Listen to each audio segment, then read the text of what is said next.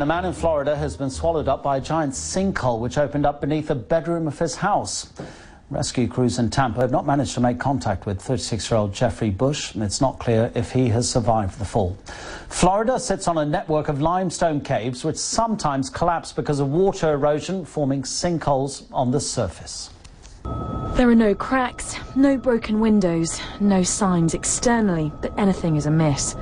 But inside, a bedroom is no longer there, swallowed up by the ground. And with it, Jeff Bush. He's still missing, and equipment that was lowered into the sinkhole to look for him saw no signs of life. Essentially, shortly after 11 o'clock last night, the Bush family was in the house behind us.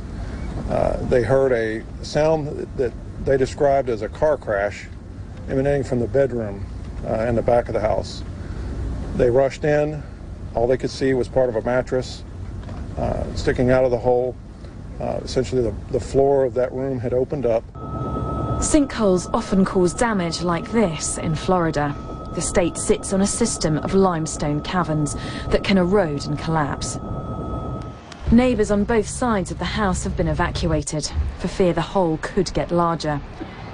The ground is too unstable for search teams to approach the site.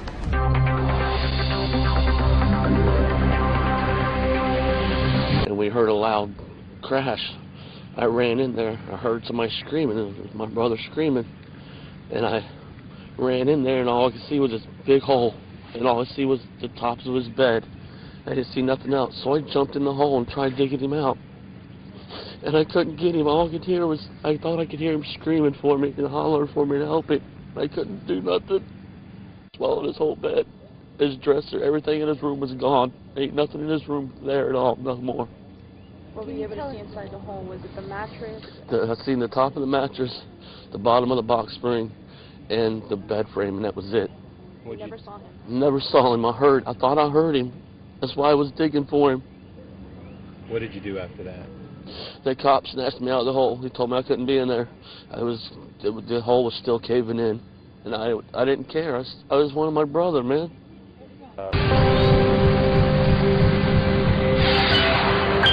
Remarkably, outside, the house looks like nothing happened, but inside... The open hole is about 30 feet in diameter, and it's about 20 feet deep. While sinkholes like these in Ohio, Minnesota, Utah, and this one in Guatemala often grab headlines, they are most often reported in these 7 states: Texas, Alabama, Missouri, Kentucky, Tennessee, Pennsylvania, and they're especially common in Florida, where more than 15,000 sinkholes have been recorded. Last May, this huge hole swallowed an entire backyard near Orlando. Last June, another destroyed an entire home. While experts say many things can cause them, in Florida it's a domino effect. The state's sandy soil, on top of clay, supported on a deep layer of limestone, can suddenly collapse due to a dramatic shift in Florida's unique underground river.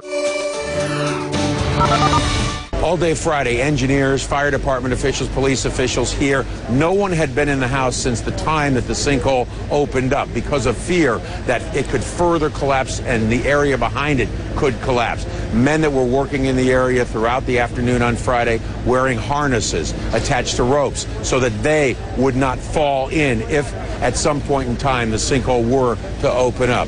And they were doing ground measurements, radar measurements, trying to see the extent of the sinkhole. They dropped a camera down into a sewer line to try and see how far the sinkhole extended. Now they're analyzing all that information to see if the ground is stable, because what they do not want to do now at this point in time is risk any further lives in their attempt to get inside that house. Family members tell us that they are fortunate in one respect. A Good Samaritan in the neighborhood, in the area here, has given them a house to live in for the next couple of months. But the problem that they face, they say, is that they can't get in the house either, and all of their belongings, everything but what they have on their backs, is still inside there.